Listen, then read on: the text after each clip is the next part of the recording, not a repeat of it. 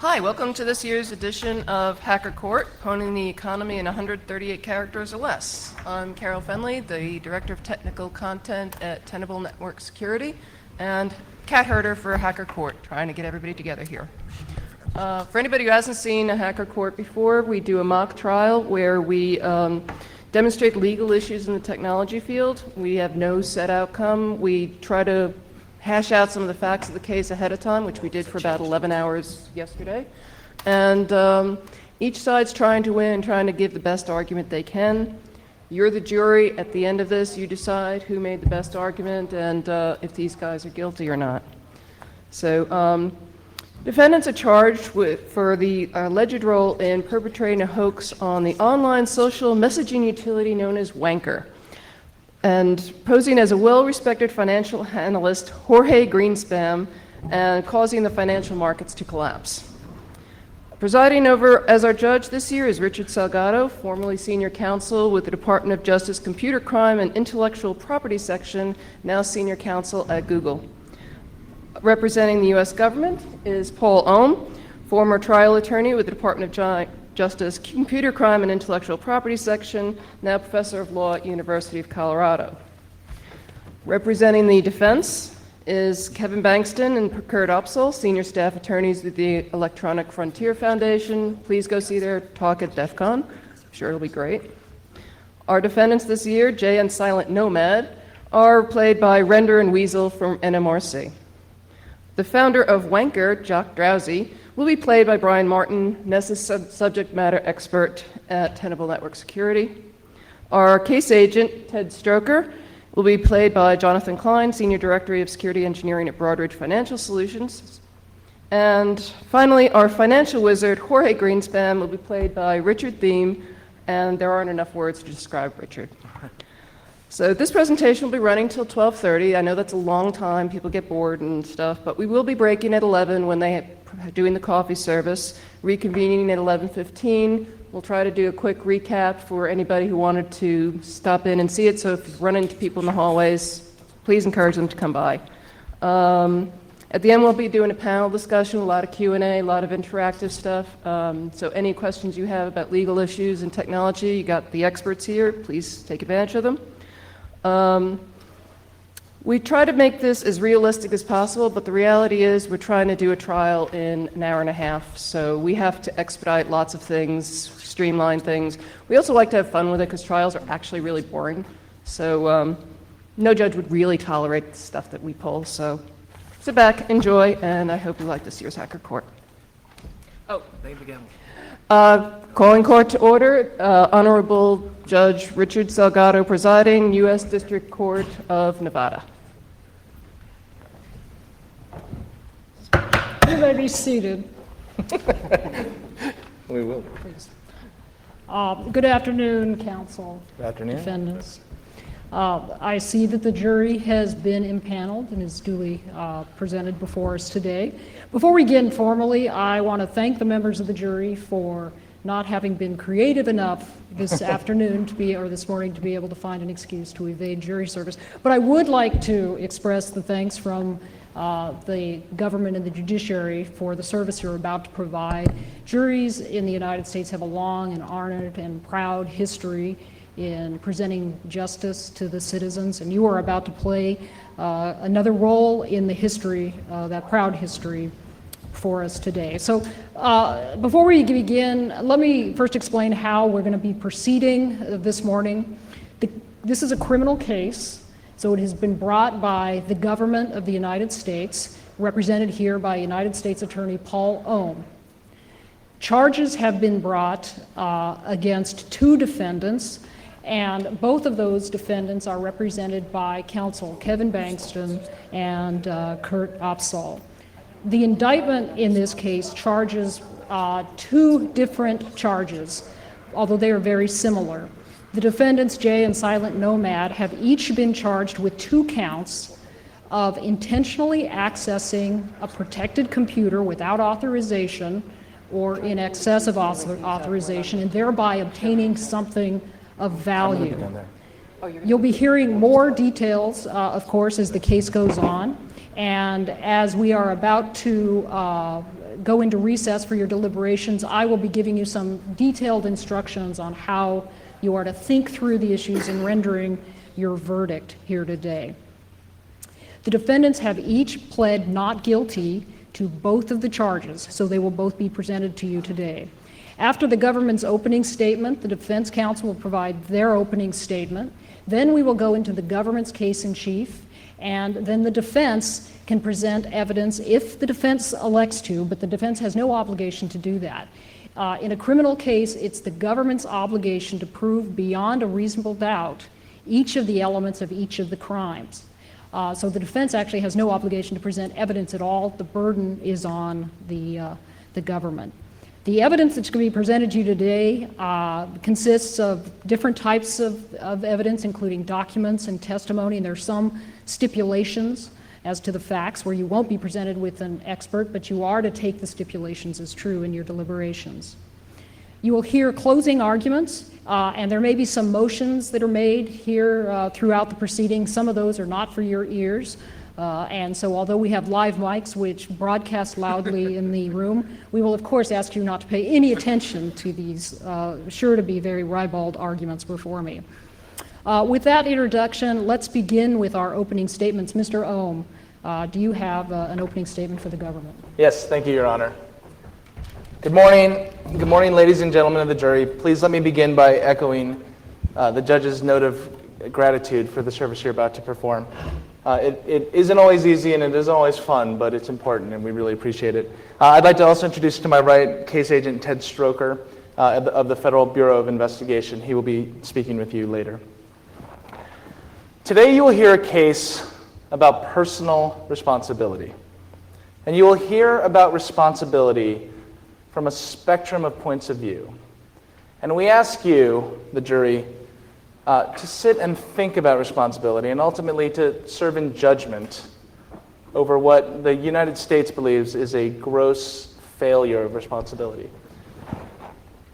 You're going to first hear from a series of people who acted quite responsibly, who held responsibility as kind of a core part of their ethic and ethos. You're going to hear from a gentleman named Jack Drowsy, and I'm sure many of you have heard of him already through the media. A wildly successful entrepreneur, was featured on the cover of some magazines. He's created an internet website that provides a value to the economy, but even more importantly, it provides a true meeting place, a place where ordinary citizens like you and I can congregate and discuss. And you'll see how Drowsy has valued responsibility and tried to inculcate it into the website to make sure that the people who participate in his grand experiment get along so they know the rules, that there are repercussions when they violate those rules. And I want you to keep that in mind and think about it as we talk about our tale. You'll hear about how he uses one particular instrument, the terms of service to his website, to make sure that people who promise to use the site abide by the rules, not only because it's what their moral code says and not only because it's what it's right, but they do so because they're bound legally to obey those rules. And you will hear how seriously they take those rules. You also hear from another hardworking member of our great economy, Maria Batali. She's a hardworking employee in a hotel business center who tries again to inculcate responsibility and shared ethics of doing the right thing in her own little sphere, which is a modest sphere, but it's one that's important to her. And you'll learn about her rules and the signs that she puts up on the wall, hoping that her users will again do the right thing. And you'll meet Jorge Greenspan, and again, I think he needs no introduction. The retired chairman of the Federal Reserve, the man who can move financial markets just by looking the wrong way. He will talk about the grave responsibility that comes from the power that he wields, and you will learn and think about that. And then I'm sorry to say that you'll have to see the dark side of irresponsibility. You will hear about two people, those people seated over there, and how they didn't live a life of fidelity to responsibility. You will hear about the irresponsibility of their acts. You will hear about how they agreed to Drowsy's terms of service, yet flouted them. You will hear about how they ignored Batali's rules. You will hear about how they struck at the trust that's at the heart of GREENSPAM's entire persona that he worked so hard to cultivate. You will hear about how they did this for fancy, for whim. They're losers. You'll hear that several times a day. But that's not why the government has prosecuted them. It's not illegal to be a loser in this country, but it is illegal to act irresponsibly in ways that have particular consequences and repercussions, and the consequences abound here. They cause the market to crash, they cause financial lives to be ruined, and that is what brings us all together today. You may also hear their attorney, skilled and talented lawyers, talk about lots of other things that aren't really part of this case. You may hear them talk about how this is a prosecution for computer hacking, when it is not at all. The law that is used, and the judge will instruct you on the law at the end, is not solely a computer hacking statute, even though it sometimes is used. You will hear all this, and I hope you pay close attention, take good notes, ask questions when appropriate. The government will present its case, the defense will present its, the judge will instruct you, the jury, and then the United States will ask you to return the only verdict that we believe is supported by the evidence, guilty beyond a reasonable doubt. Thank you. Thank you, Mr. Dorn. Mr. Banks or Mr. Opsahl, do you have an opening statement? Yes, Your Honor, I will. Thank you, Mr. Banks. Ladies and gentlemen of the jury, I'm sorry you have to be here today. Indeed, if I were you, I'd be insulted having to be here today to listen to this charade, this scapegoating of my clients, Jay and Silent Nomad. Today, the government's going to try and convince you that these gentlemen, my mic is off. Oh. Pardon me.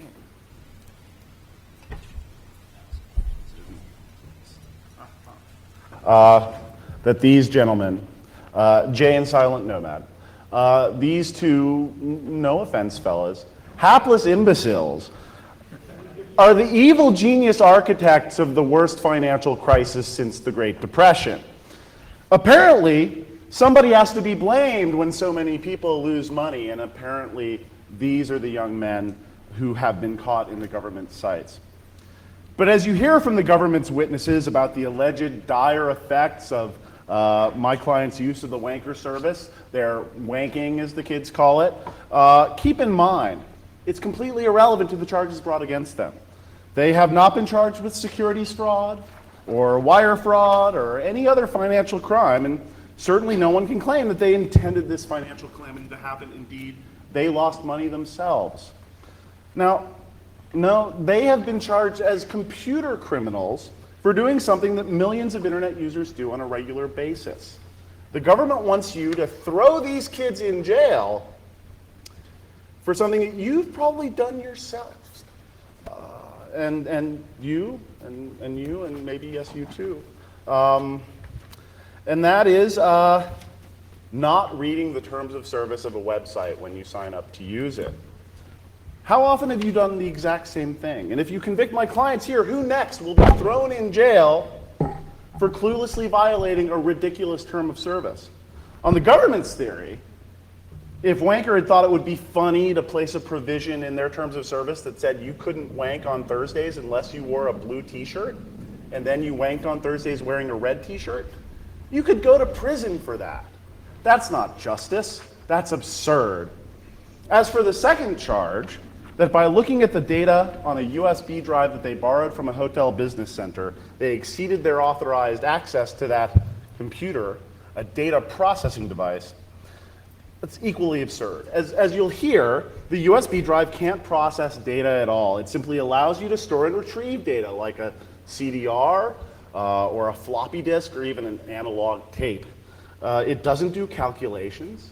It can't process any data you put on it and give you back something different. It's just a digital storage locker and nothing more. Now, who among you wouldn't have done the same thing, clicking to open a file out of some mild curiosity? How many of you, if you noticed this sign in the business center requesting that you not open other people's files, would have taken that to be a mandate rather than just a polite request? None of you, I expect. But Yet again, the government wants to throw these kids in jail for not noticing that sign, not reading its please don't access other people's data request as some sort of strict limitation on their authority to use the USB key. Now remember, the government has to prove its case beyond a reasonable doubt. But the only thing that's going to be proven beyond a reasonable doubt today is my client's innocence. Now admittedly, they're not the sharpest knives in the drawer. I know that, but when all the evidence is out, I think it will be clear that their only crime is foolishness. And no matter how the government tries to twist the law and the facts, idiocy is not a federal crime. Thank you, Your Honor. Thank you, Mr. Bankston. Mr. Ohm, you may call your first witness. The government calls Jock Drowsy. Would you please raise your left hand? Do you swear to tell the truth and the whole truth under all the pain and penalties that a fake judge and a fake trial can impose? Absolutely. You be seated. Let's see, where should I stand? Good morning, Mr. Drowsy. How are you? Okay. Could you please state and spell your name for the record? Jock Drowsy, J-O-C-K. Fine. And can you please state your occupation? I'm the founder and CEO of WANKER WANKER. And how long have you had that job? since 2007 when I founded the site. Okay. So what is WANKER? It's basically a social networking site that brings the community together and allows you to keep others informed of what you're doing. Okay. And so the jury can relate this to other things they know. It sounds a little bit like Twitter, right? I guess. We usually don't talk about the competition. Are there any differences between you and Twitter? Yeah, we feel that 138 characters is more than enough to tell people about your life. Okay. And how many subscribers does WANKER have? Oh, who knows, billions. I've noticed that you're a terse man. You can elaborate your answers if you'd like, please. You can shorten your questions. Do users pay to use your WANKER service? No, they don't have to. We have about $5 billion in seed money, and we'll figure out the profit thing down the road. Okay. So can you please describe for the jury how this service works? Well, basically, you have a client or the web browser, and you type something, and it blasts out to all your friends. All your friends. I've heard the term wankies. What's a wanky? Yeah, a wanky is basically a friend or someone that's interested in your wanking habits. Okay. And how do these wankies know who they should follow or who they should read? They've got the option. They can choose to follow you, or if you really feel they need to know about your wanking, you can kind of make them follow you. What does that mean, make them follow you? Well, you kind of say, you need to hear more about my wanking, and you force them technically to get updates on that. Okay. So now let's talk about the process of creating an account. And I kind of want to be very specific here because it's important. So how exactly do you set up an account?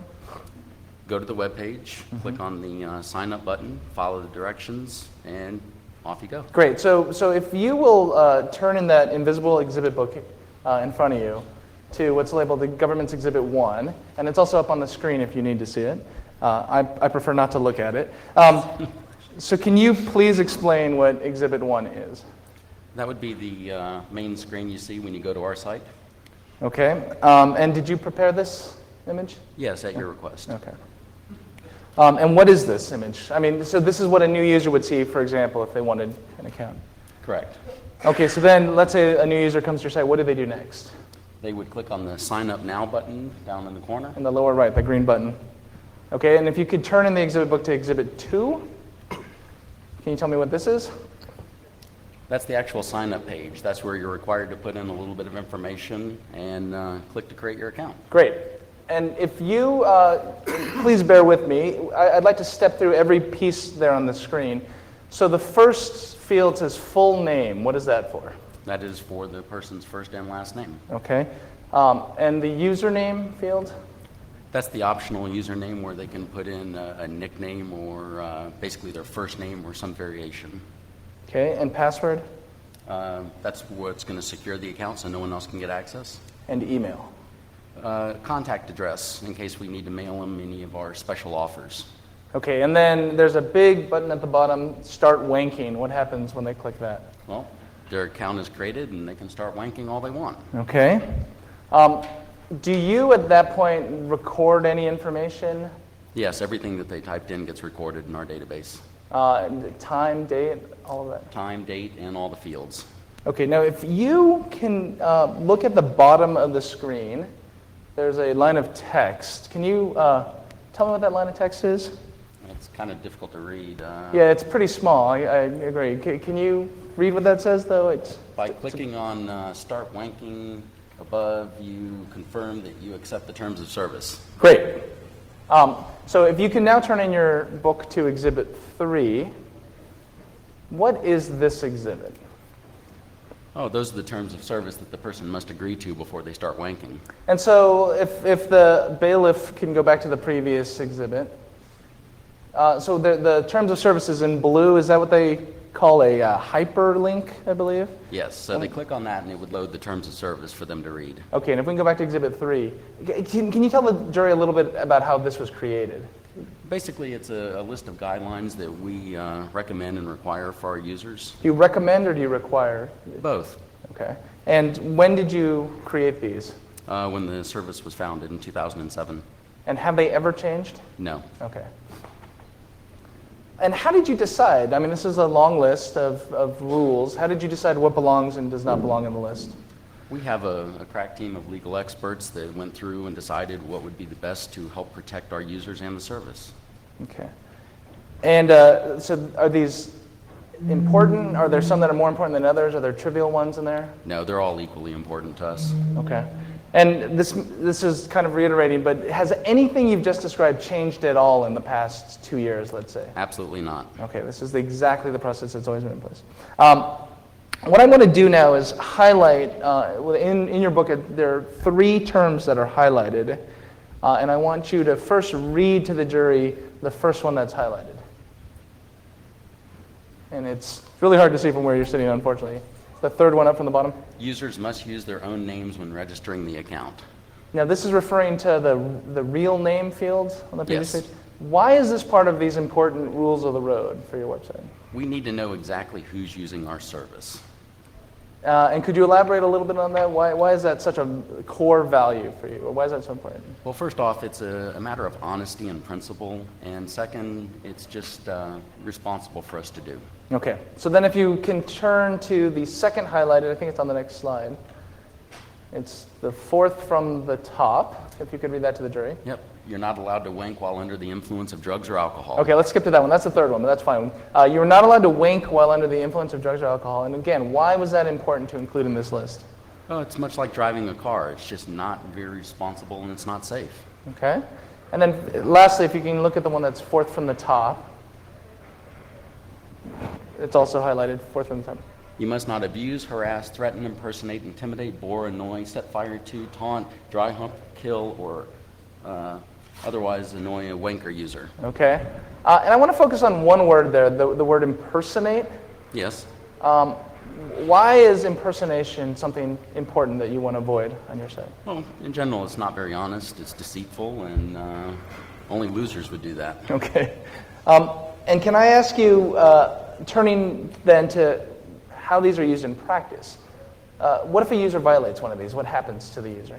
It depends on the rule that's broken. It can receive a stern warning, or they can be banned from the site. And have you ever kicked off a user for violating a term of service? Every day. Okay. I'm going to table this question that is out of order and skip, and we'll come back to it. Okay, so let's turn from your site to what brings us all today in court. So can you please recall the events of April 22nd, 2009? Yeah, I remember getting a wake-up call at, 2 in the afternoon. It was, I believe, a journalist asking about some of the events that happened on the site the night before. Okay, and what did the journalist tell you happened on the site the night before? Basically went through this crap about someone had made some wanks predicting financial stuff, and apparently the market reacted, chain reaction, who knows. Okay. Did the journalist give you the name of the WANKER account? Yeah, it was GREENSPAM. No, it wasn't. Okay. No? That was the other time fake- we were in fake court. Jorge. Fake Jorge, yeah. Well, he wasn't following, so I had to. So, Judge, do you want to rule? I'll overrule that. Okay. Okay, so what did you do next? So the journalist says fake Jorge was causing trouble on the markets. What did you do next?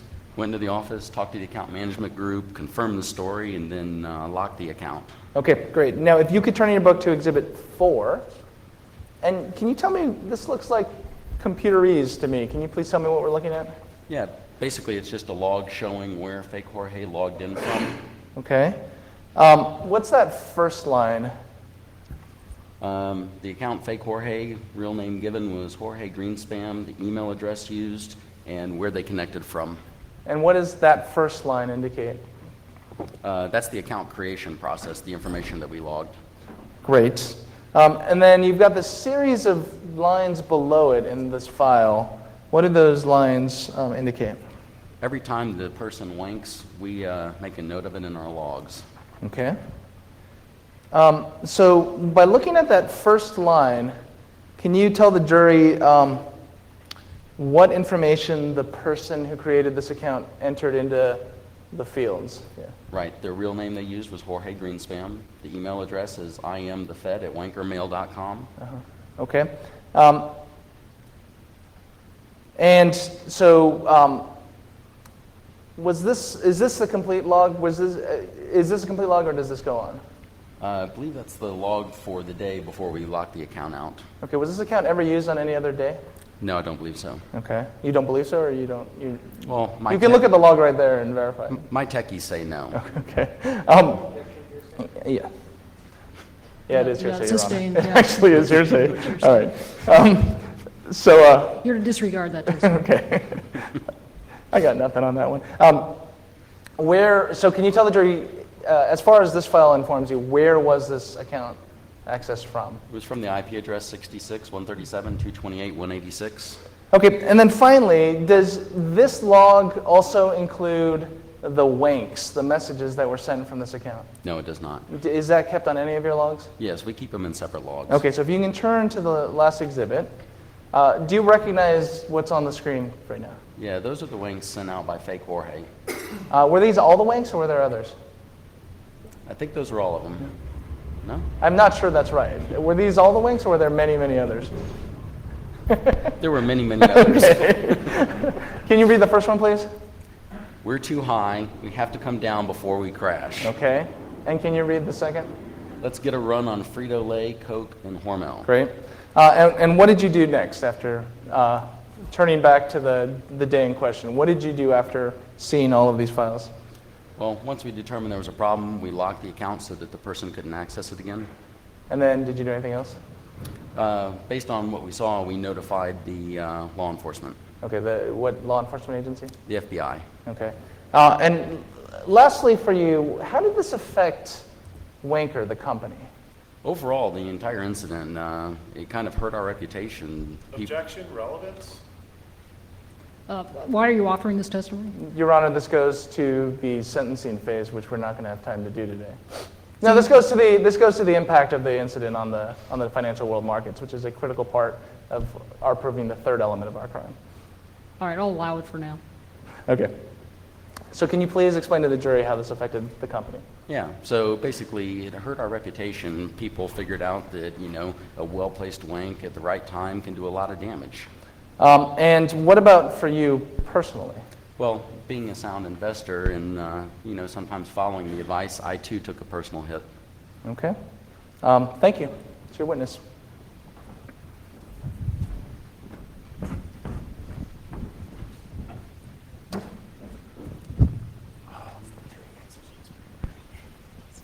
Let me see Exhibit 1 again.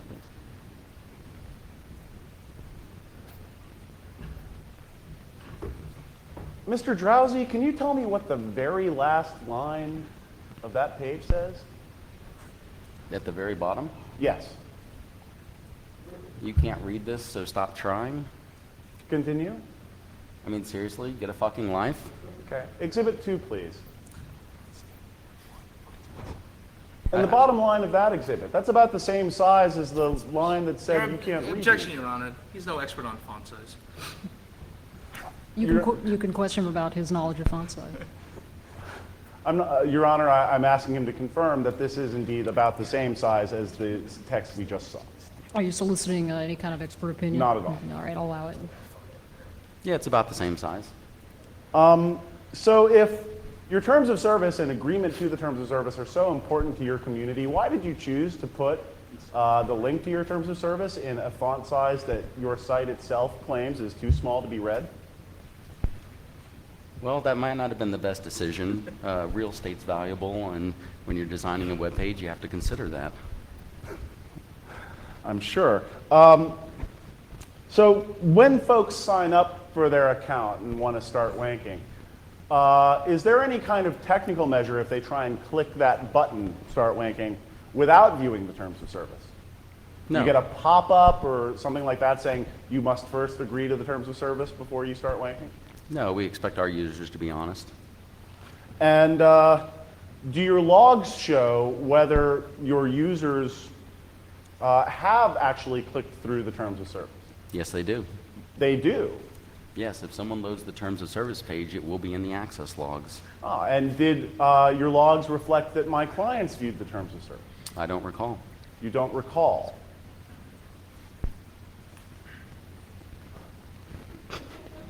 So you have no indication that my clients actually clicked through and viewed. I haven't seen any of the log evidence, but I'm sure our admins would have it.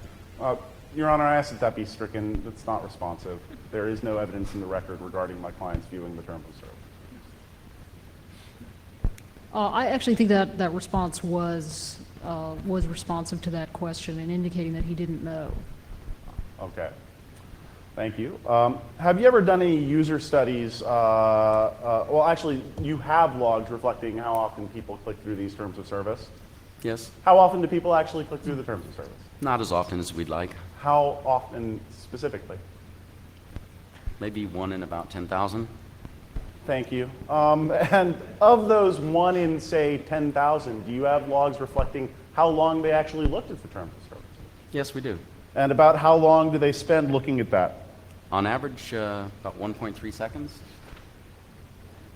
So based on your own data, it is actually incredibly unlikely that my clients actually even noticed and clicked through the terms of service. If they were responsible, honest users, they did. Please answer the question. It is extremely unlikely that my clients clicked through the terms of service, isn't it? Statistically speaking, yes. Thank you. And so it's fair to say that the design of your site actually discourages users from clicking through to your terms of service.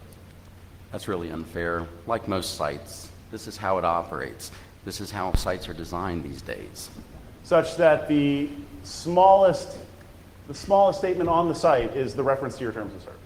Yes, everyone knows where to look for it.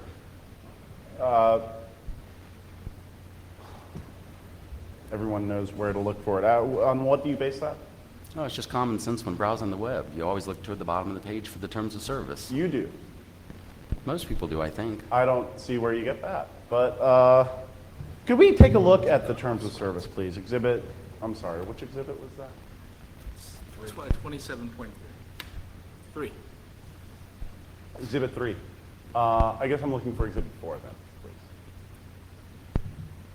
You must be 3 years or older to use this site, it says at the bottom of this exhibit, doesn't it? Yes, So you allow 3-year-olds onto your site. if they can manage it, yes. So why would you allow 3-year-olds onto your site, 3-year-olds who can't be bound to a contract, if adherence to the terms of this terms of service are so important? The same reason every site allows minors on there. It's our user base. 3-year-olds are your user base. Usually older, but you know. Okay. So the only fact that you have indicating that my clients might have noticed and might have clicked through. No, wait. Actually, I'm sorry. You said that my clients definitely did not click through, right? I don't think I used the word definitely. You do not have logs reflecting that my clients viewed your terms of service. Correct. Okay, thank you. I don't have any further questions for this. Thank Do you have any redirect? I have no further questions, Your Honor. You can call your next witness. Thank you, Your Honor. The government calls Ted Stroker, Agent Ted Stroker, to the stand. you. Yeah.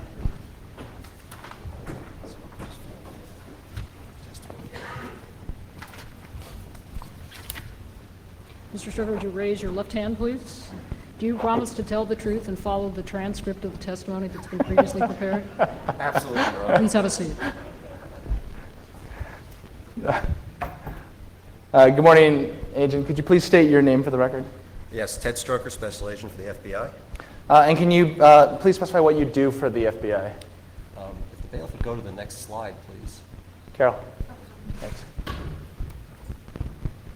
Yes, I'm currently one of the directors of the Internet Cybersecurity Squad. Okay. And what does that job entail? Well, I'm responsible for Internet cybercrime investigation. So you're aware of the case that brought us to court today? Yes, I am. Can you please tell the jury how you were first involved in this case? Yes, on April 22nd, Mr. Jock Drowsy of WANKER.com contacted my office, and the case was assigned to me. And so you interviewed Dr. Drowsy? Yes, I did. And what did you learn in that interview? He said he thought one of his users was responsible for the market crash of 420, and I was told that a fake Jorge was used to create messages, and he, Jock, wanted to provide me the information. I informed him that I needed to get a subpoena and stopped him providing that information at that time. Okay, and so did you get a subpoena? Yes, I did. And so could you please explain what you did with the subpoena? So I served the subpoena on wanker.com. They provided me the log records showing the IP address of the fake Jorge account. I proceeded to do a whois on the IP address, and I determined that it was an address owned by Bluth Internet Service Provider. I contacted the... I think we have an exhibit for this, do we not? No, that's not it. Next one. No. There you go. Yes. I served a subpoena on Mr. Gob Bluth, and he was able to provide me who that IP address was assigned to. And Your Honor, as the exhibit shows, counsel has previously stipulated to the introduction of this without testimony. That's correct. The record reflects.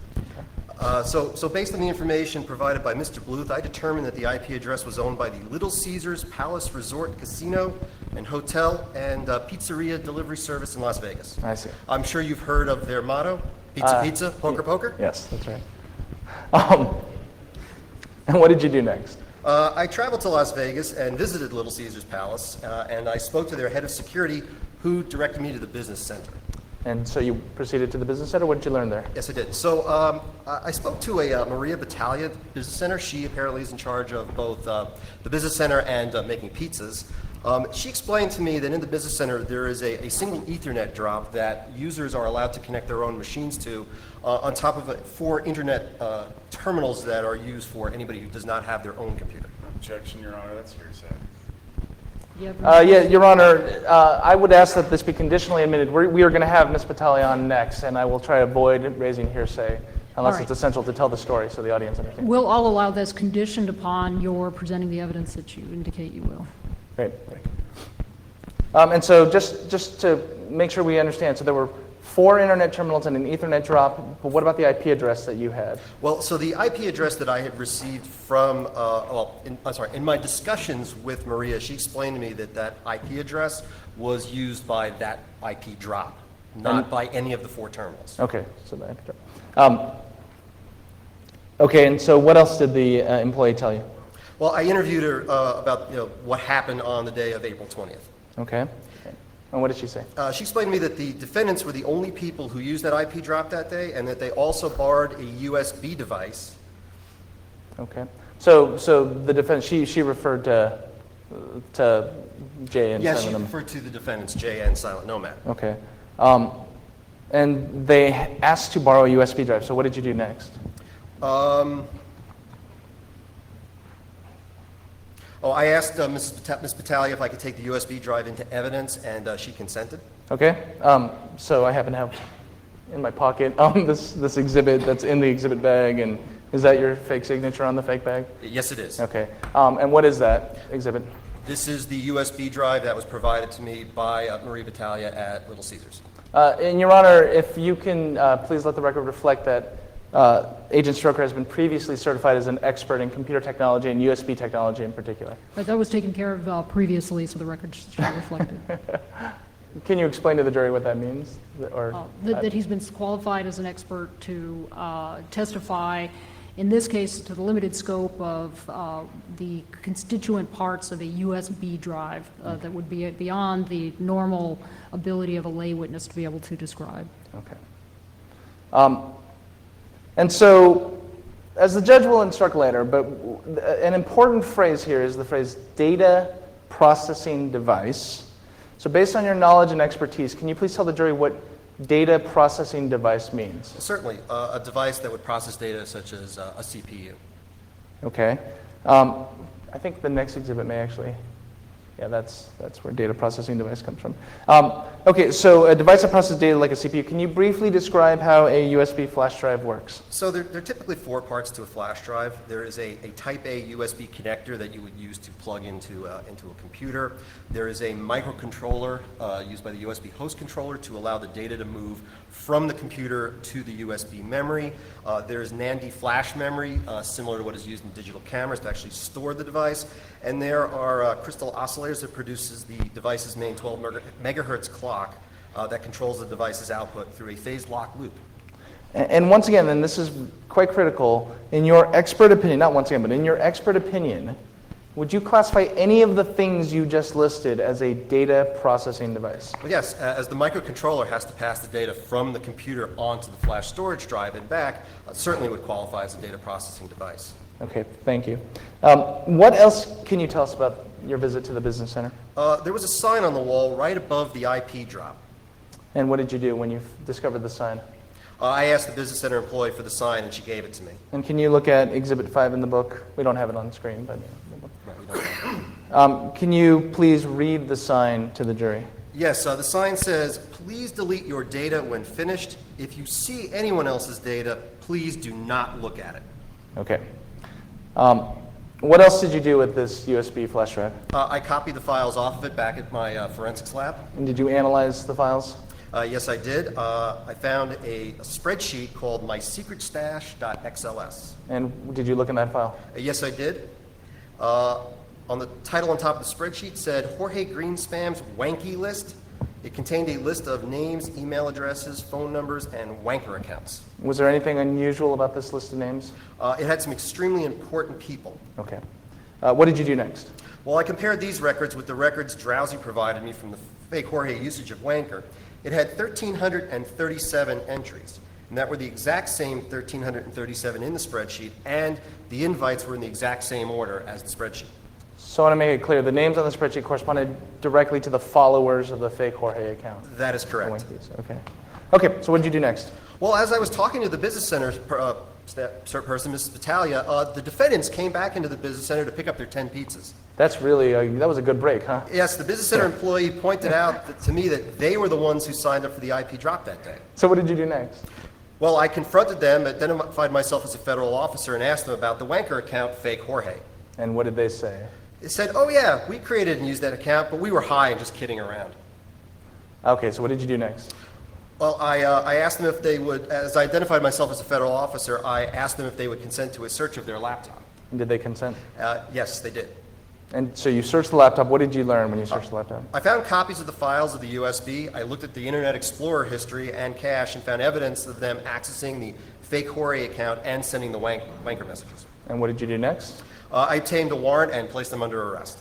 And did they say anything at the time of their arrest? Very odd. They said snuggins. Got it. Okay. Thank you, Your Honor. Mr. Bankston? Yes, Your Honor. So you say, or, Dropping everything. pardon me, sorry.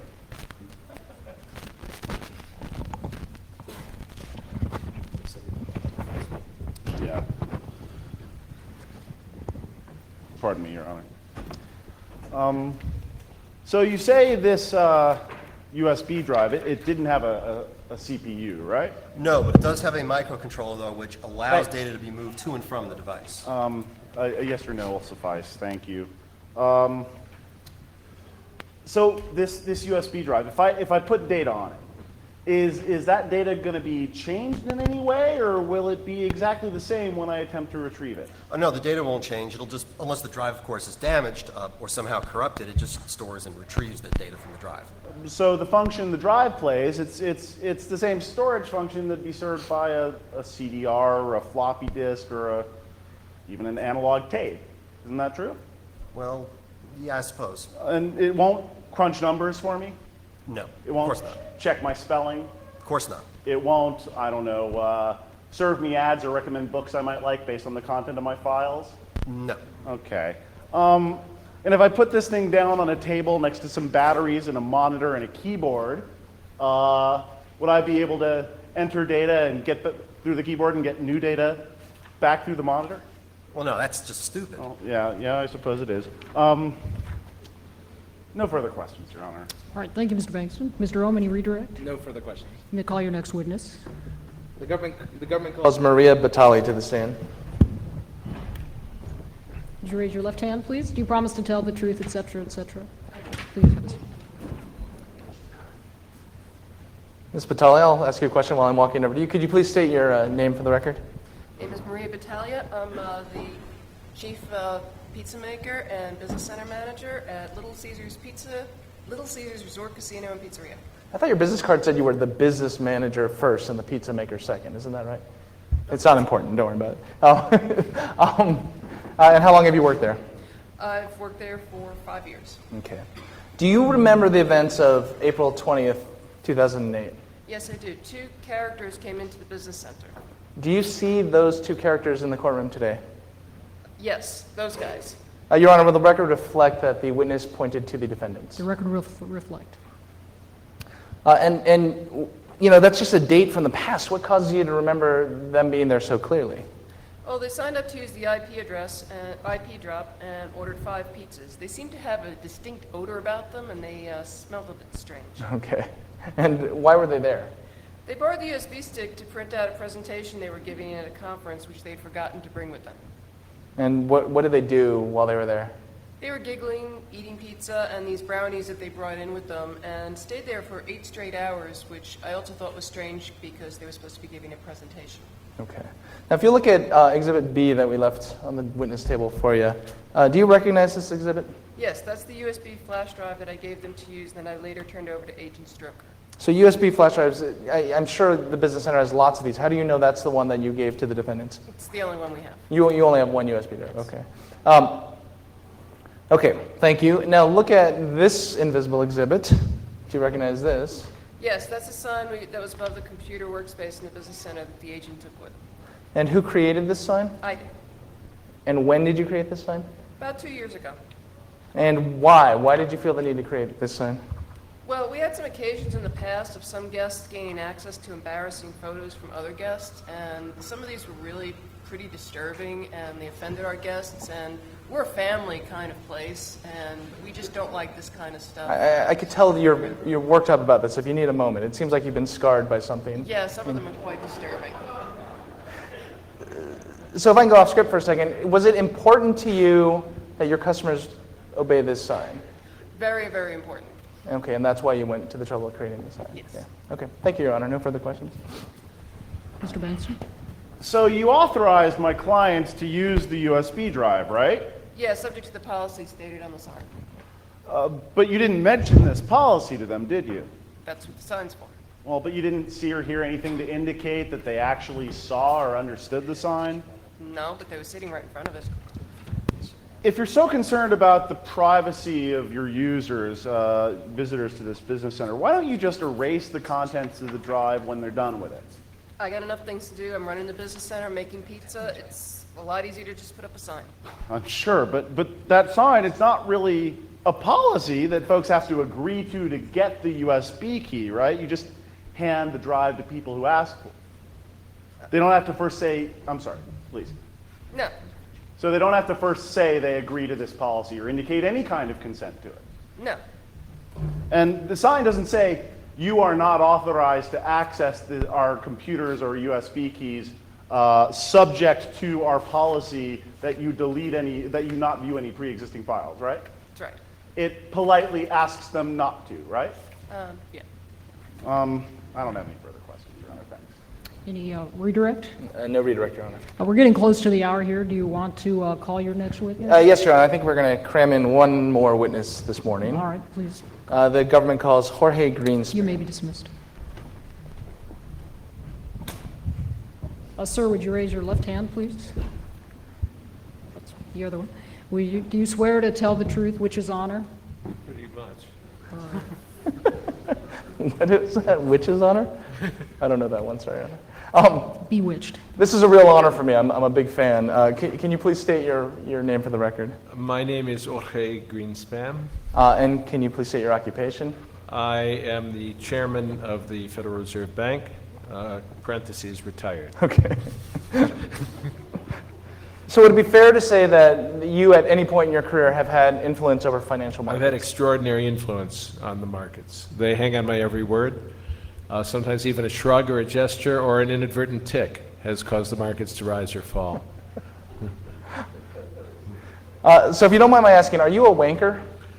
I have been often told I am a very, very good wanker. Yes, I am a wanker.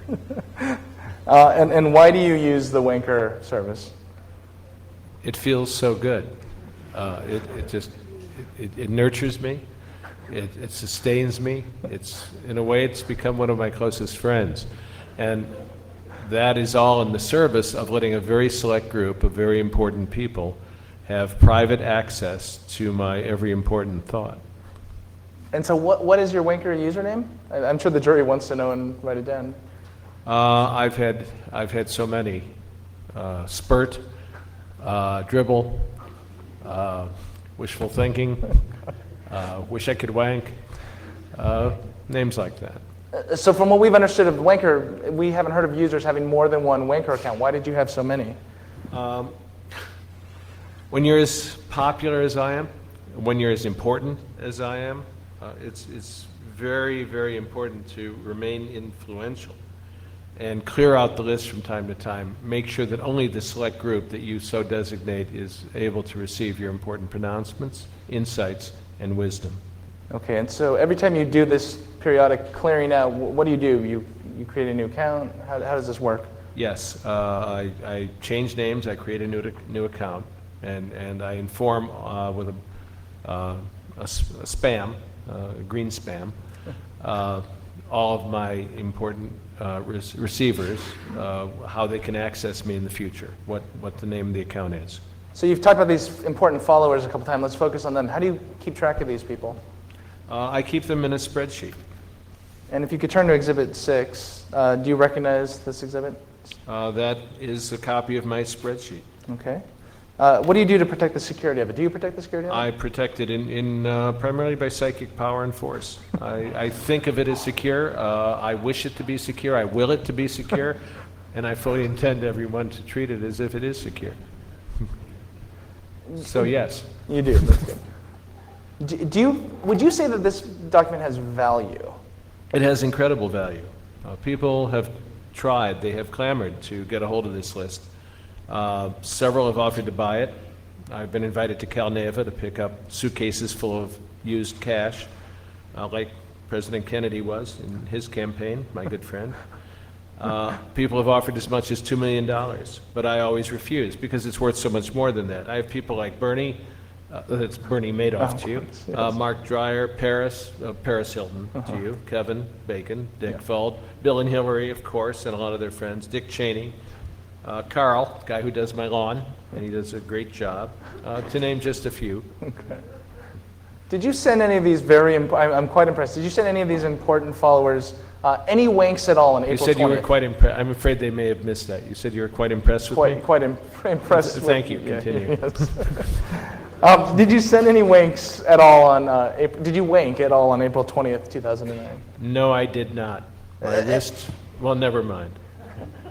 No, I did not. And again, we're talking about a date in the past. How do you know so clearly that you were not wanking? Because I had left the office. I told people I was hiking the Appalachian Trail. I see. Okay. And hence my casual clothes. I have been hiking the trail for several days. I see. She was magnificent. The depth of her soul is something someone like you probably wouldn't understand. That's pretty good. That was word for word. It's spontaneous and it comes from memory. So have you ever heard of the account Fake Jorge? No, those sons of bitches over there, there's two weird little guys, the one with the big balls and the hairy guy next to him. Your Honor, it's patently true what the witness is saying. We'll sustain that. No, So you had nothing to do with that account? No. not a thing. When did you first hear of this account? I was getting frantic calls and email messages from friends asking me what the hell happened and why was I giving such bold, dramatic advice. It was very important. I was beside angry. I called my publicist, I called my lawyer and my wife in that order. It had a profound effect on my personal finances as well because I have a charitable trust which I administer covertly through a blind person. Element 4.2CB, Roman 3 is actually. That's a lot of letters, Yes, so I thank you. better overrule the objection. So again, you've suffered personally. I did, Because of the effects. because I have as I say, a blind trust and a blind person administering it. And they acted on what they thought were my wanks, my advice, and followed my instructions as they are supposed to and had been in the habit of doing, and so I lost quite a bit of money in the ensuing debacle. Great. Well, thank you. Good luck. It's your witness. So you claim your wanky list is worth $2 million. At least. Microphone, At I think. least. I'll repeat for the benefit of those who may not have heard me. You say that your wanky list is worth $2 million.